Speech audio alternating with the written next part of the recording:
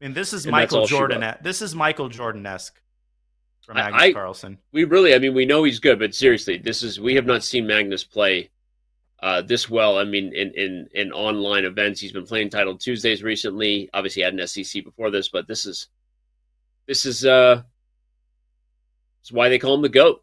You know, this is crazy And, stuff. Maybe and when getting ready to get a sixth World Blitz championship headed to Kazakhstan. So the way he's playing right now, I mean, he's going to go whatever 25 of 25, however many rounds there are. The world champion is in a state of flow, and yep, this is just amazing to watch. Honestly, seriously.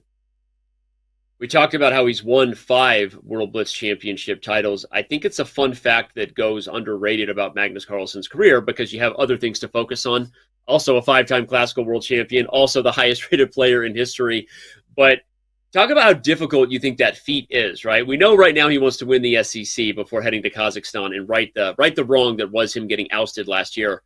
But I mean, in comparison, and this is in no way meant to disparage Hikaru Nakamura, who is arguably, the most celebrated, especially online blitz player of all time, and one of the freakish talents ever to play the game.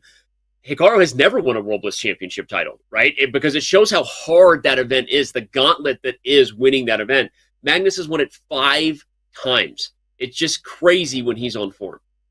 yeah. When he doesn't win, we're all shocked. And over the board blitz, I think it's beyond compare. There's really no argument to be had. Magnus is the greatest blitz player who has ever lived.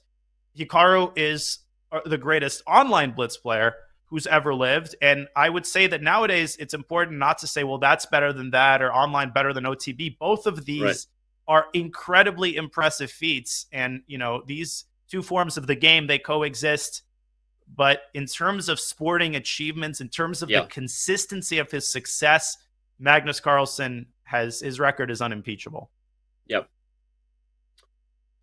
And Wowzer, wowzer, wowzer. Well, right now Magnus is, like you said, in a state of flow, and this is a unique position. I'll say we have not had this structure on the board in any game thus far, and I will say, despite the eval bar saying it's equal, I'm not a huge fan of Black's setup here. Magnus is going to have to right the ship there. You would much rather move the knight and open the bishop, be in a different spot. So we'll see if Fabi can capitalize on that.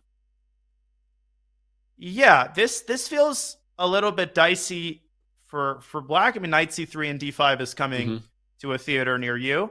Mm-hmm. And even if Black moves the knight away from c6, which is quite typical, White could actually still go d5 and sack the pawn. I would do that automatically and then play knight d4. I wouldn't be able to resist the temptation to play d5 here. Just do it. Nothing to lose at this point. Go. Booyah. He does it. Boom. The knight comes in. If c5, watch out for knight f5, as you said, coming G6. to a... Okay, e6 is coming. e6 and bishop h6. This is it. This is a game where Fabiano buckles up, fasten your speed belts, and clicks in, right? This is a Danny Wrench type of position. So yeah, thank you for that. I'm meaning a dubious attack for both sides, or no,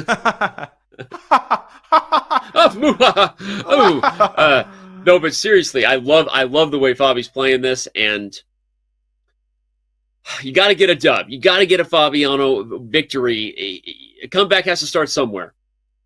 Yeah, it does. And wow, Carlsen just laughs in his face in castles. He's like, I don't care about anything. And c5, an exchange sack. Amazing play again.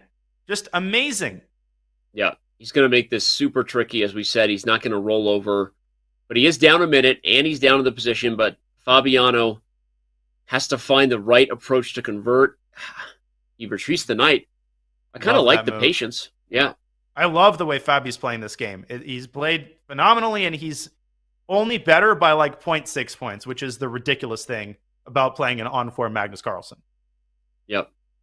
And now you don't even want to take the exchange because you feel like that's what Magnus wants to get relief. Yeah. You want to keep the tension, but okay, he goes for it, which at a certain point I guess you kind of had to, but at some point this bishop has a ton of compensation. And some verve in that move. Knight a4. He's going after that weak b6 pawn and trying to squeeze the knight in through b6 to d7.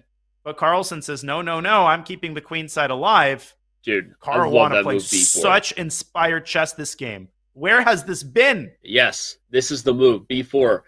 I'm making a note. What was the opening? He played an Italian, a much more aggressive one than normal with the early D4 strike.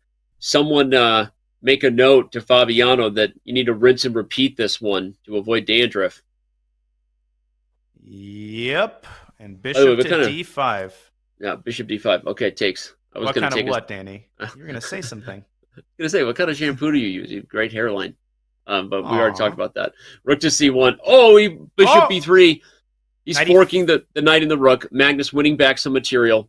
He sacks the exchange back. Caruana's going to be up a pawn here. Queen takes D4. And we're going to get the type of endgame Carlsen has had all throughout this match, but with colors reversed.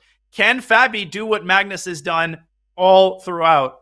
I like keeping the queens on the board, though. I think this is what you do in Magnus's time pressure. I was going to say, especially with the time pressure, from a practical point of view.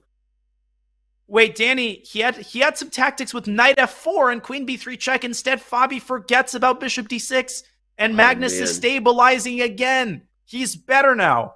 Instead of rook c7, knight f4, kicking the queen from her central square. He's going to lose this one again. This bishop is perfect where it stands, and Fabi is now retreating and remaneuvering. But to no avail. Here comes the a-pawn. Just like in that endgame, remember when Fabi was pressing for a win and suddenly Magnus's pawn appears on a2? This is exactly what happened there.